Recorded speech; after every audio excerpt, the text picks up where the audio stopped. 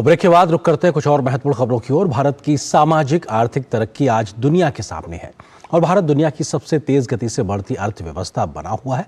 भारत की इस विकास यात्रा में हर वर्ग को शामिल करने के लिए तमाम योजनाएं भी चलाई जा रही हैं, जिसका फायदा देश के सबसे पिछड़े तबके तक भी पहुंच रहा है। लेकिन बीते दिनों आई वैश्विक हंगर रिपोर्ट में भारत की एक अलग ही प्रकार की तस्वीर पेश करने की कोशिश की गई।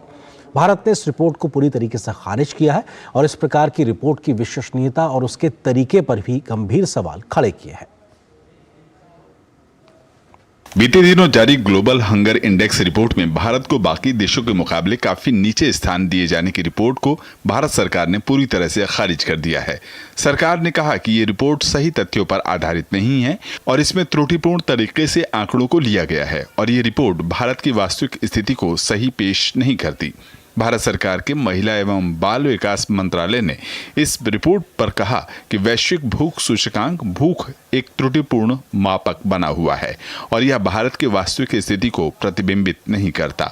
आयरलैंड और जर्मनी के गैर सरकारी संगठनों कंसर्न वर्ल्ड वाइड और वेल्थ हंगर हिल्फे द्वारा जारी वैश्विक भूख रिपोर्ट 2023 में 125 देशों में भारत को 111वां स्थान दिया गया है। हंगर इंडेक्स गलत गणना पर आधारित है और इसकी प्रणाली यानी मेथोडोलॉजी भी गलत तरीके से की गई है। सूचकांक की गणना के लिए उपयोग किए जाने वाले 4 संकेतकों में से 3 बच्चों के स्वास्थ्य से संबंधित हैं और पूरी आबादी का प्रतिनिधित्व नहीं करते। चौथा और सबसे महत्वपूर्ण संकेतक कुपोषित जनसंख्या का अनुपात पर आधारित है, जो सिर्फ 3000 नमूनों के बहुत ही छोटे से आकार पर निर्भर है, जो कि भारत जैसे विशाल आबादी वाले देश का सही से प्रतिनिधित्व नहीं करता। भारत में भूख से बाल मृत्यु का कोई भी सबूत नहीं पाया गया और इस प्रकार से संस्था द्वारा जुटाए गए संकेतक भ्रामक और गलत हैं।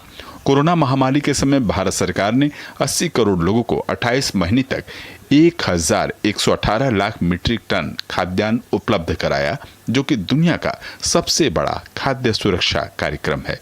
केंद्र सरकार ने कहा कि भारत को बदनाम करने के लिए कई बार इस प्रकार की भ्रामक रिपोर्ट के माध्यम से कोशिशें की जाती रही हैं, ताकि गलत तस्वीर पेश करके देश की छवि को नुकसान पहुंचाया जा सके।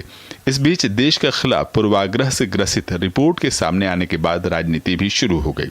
जहां विपक्षी दलों ने इस रिपोर्ट को लेकर सरकार को घेरने की कोशिश की है, तो वहीं भाजपा ने इस प्रकार की रिपोर्ट की वैधानिकता पर ही सवाल खड़े किए हैं। जब कोई पक्ष में बात आती है सरकार के, तो बड़ा उदाहरण देखते हैं कि विदेशों में डंका बज रहा है।